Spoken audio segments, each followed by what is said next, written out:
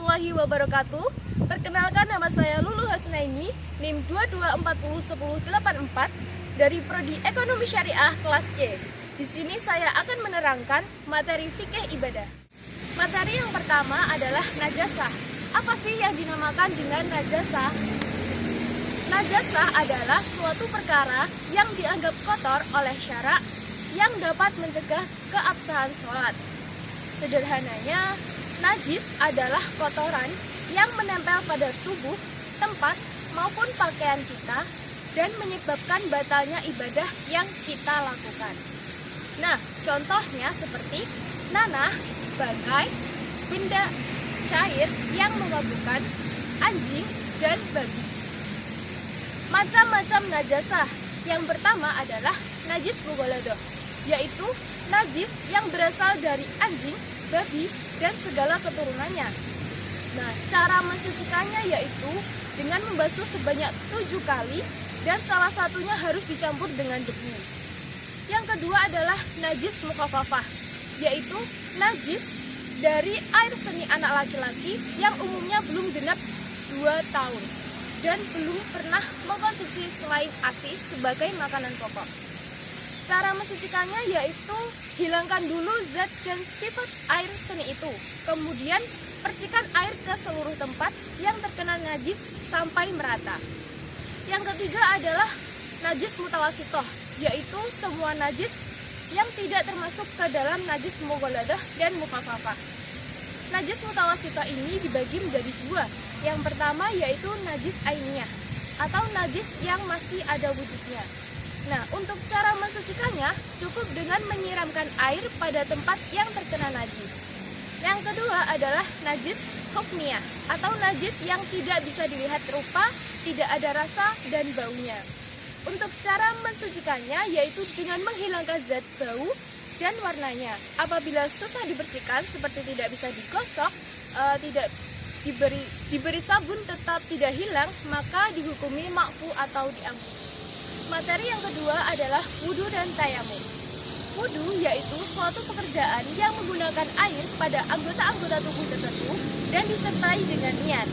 Adapun syarat wajib wudhu adalah yang pertama adalah Islam, yang kedua adalah balik, dan yang ketiga adalah berakal. Sedangkan syarat sah wudhu yaitu 1. Menggunakan air suci dan mensucikan.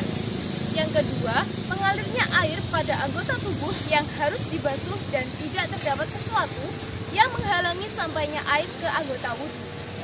Nah, rukunnya wudhu yang pertama adalah niat, yang kedua adalah membasuh wajah, yang ketiga adalah membasuh kedua tangan sampai siku-siku, dan yang keempat adalah mengusap sebagian kepala. Yang kelima, membasuh kedua kaki sampai mata kaki. Yang keenam adalah tertib. Sunah-sunah wudhu yang diajarkan Rasulullah SAW antara lain menghadap kiblat, bersiwak, membaca basmalah, melafadzkan niat wudhu, membasuh kedua telapak tangan, berkumur, istinsyak, menyapu air ke seluruh kepala, membasuh kedua telinga, mendahulukan yang kanan, dan melakukan sebanyak 3 kali, lalu berturut-turut berdoa sesudah wudhu. Nah, selanjutnya adalah perkara apa sih yang membatalkan wudhu? Yang pertama adalah keluarnya sesuatu dari kubul dan dubur. Yang kedua adalah bersentuh kulit antara laki dan perempuan yang bukan mahramnya. Dan yang ketiga adalah hilangnya akar karena gila atau air. Selanjutnya adalah tayamum. Apa sih yang dinamakan dengan tayamum? Tayamum adalah menyapu muka dan 2 tangan dengan debu yang mensucikan menurut cara dan syarat tertentu. Tayamum merupakan pengganti wudhu atau mandi sebagai keringanan untuk orang yang tidak dapat memakai air karena beberapa halangan. Nah, syaratnya tayamum itu apa sih? Yang pertama adalah adanya halangan atau uzur karena berpergian atau sakit. Yang kedua adalah masuk waktunya sholat. Yang ketiga adalah terhalang memakai air. Yang keempat harus dengan debu yang suci dan tidak dibasahi. Yang selanjutnya adalah rukun tayamum. Rukun tayamum adalah 1. Niat, 2. Mengusap wajah, 3. Mengusap 2 tangan beserta 2 siku, dan sunahnya tayamum itu adalah membaca basmalah, mendahulukan yang kanan, dan menitiskan debu. Materi yang ketiga adalah mandi wajib dan sunah. Apa sih yang dinamakan mandi wajib itu? Mandi wajib adalah membersihkan tubuh sebab sesuatu yang mewajibkan mandi, sebab junub, pasca haid, atau nifas, dengan meratakan air ke seluruh tubuh dengan niat untuk menghilangkan hadas besar karena tunduk kepada Allah Subhanahu wa Ta'ala. Nah, sebab-sebab mandi wajib yang pertama adalah keluar mani, yang kedua bersetubuh, yang ketiga keluarnya darah haid, yang keempat keluarnya nifas, yang kelima melahirkan, dan yang keenam meninggal dunia. Apa sih syaratnya? Yaitu Islam, tamyiz, dan menggunakan air suci dan mencucikan. Tidak ada yang menghalangi sampainya air pada anggota badan seperti cat, getah, dan lain-lain. Kemudian tidak dalam keadaan haid atau nifas. Nah, apa sih rukunnya? Yang pertama adalah niat mandi wajib. Yang kedua, membasuh seluruh anggota badan yang zahir. Yang ketiga, rambut dalam kondisi terurai atau tidak terikat. Kemudian apa sih yang dinamakan mandi sunnah itu? Mandi sunnah yaitu mencucikan seluruh tubuh yang tidak bersifat wajib. Jenis-jenis mandi sunnah antara lain mandi Jumat, mandi karena sholat Id, mandi karena meminta hujan, mandi karena melihat gerhana, mandi karena memandikan mayit, dan lain-lain. Materi yang keempat adalah sholat wajib atau fardu dan sholat sunnah. Sholat wajib ialah suatu ibadah yang mengandung perkataan dan perbuatan tertentu yang dimulai dengan takbir dan disudahi dengan salam. Nah, adapun macam-macam sholat wajib yaitu sholat 5 waktu, sholat subuh, sholat zuhur, sholat asar, sholat maghrib, dan sholat isya. Nah, syarat wajib itu adalah beragama Islam, balik, suci dari haid dan nifas bagi perempuan, berakal sehat, melihat atau mendengar, telah sampai dakwah, dan kemudian syarat sahnya ialah Islam, mumayyiz, suci dari hadas kecil dan besar, suci badan, pakaian, dan tempat dari najis, menutup aurat, mengetahui masuknya waktu sholat, menghadap kiblat, mengetahui sholat itu fardu.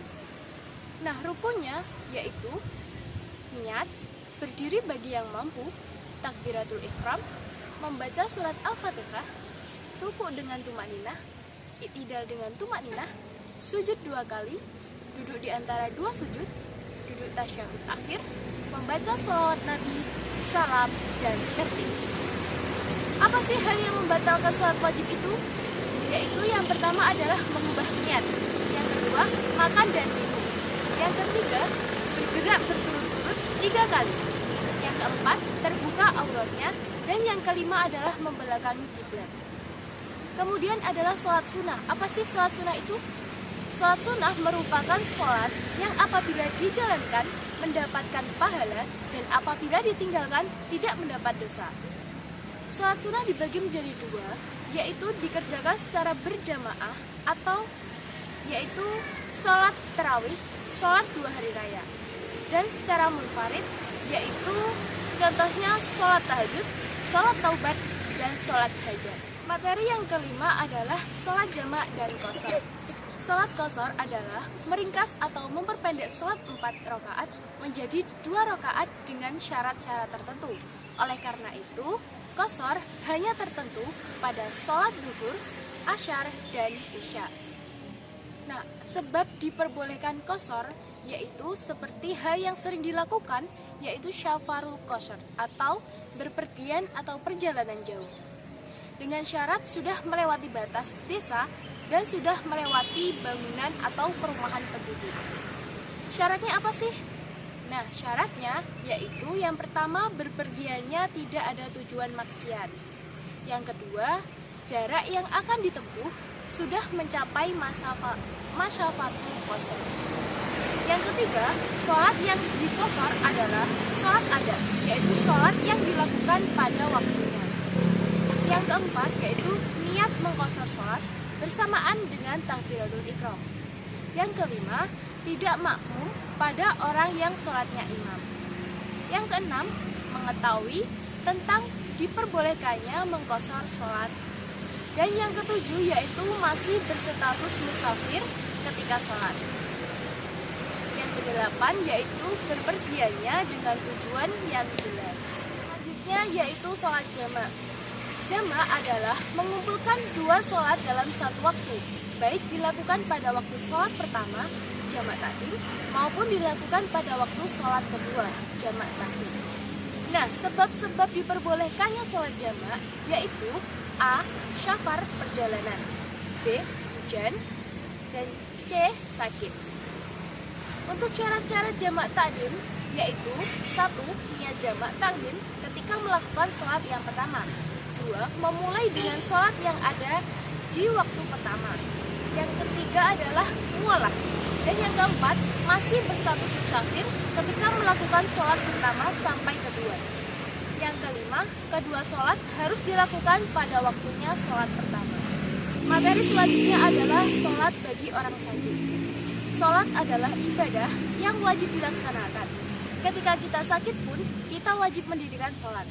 Orang yang sakit tetap wajib sholat di waktunya dan melaksanakannya menurut kemampuannya. Macam-macam sholat bagi orang sakit, yang pertama adalah sholat dengan duduk. Yang kedua, sholat dengan berbaring. Dan yang ketiga adalah sholat dengan terlentang. Keringanan-keringanan sholat bagi orang sakit. Yang pertama, yaitu kemudahan dalam beban menjaga kesucian. Yang kedua, mengusap perban. Yang ketiga, tidak wajib ikut sholat Jumat. Dan yang keempat adalah kebolehan menjamak sholat. Demikianlah penjelasan materi dari saya. Semoga ada guna dan manfaatnya. Dan jika ada kekurangan, saya mohon maaf yang sebesar-besarnya. Akhirul kalam, wabillahi taufiq walhidayah, wal inayah. Wassalamualaikum warahmatullahi wabarakatuh.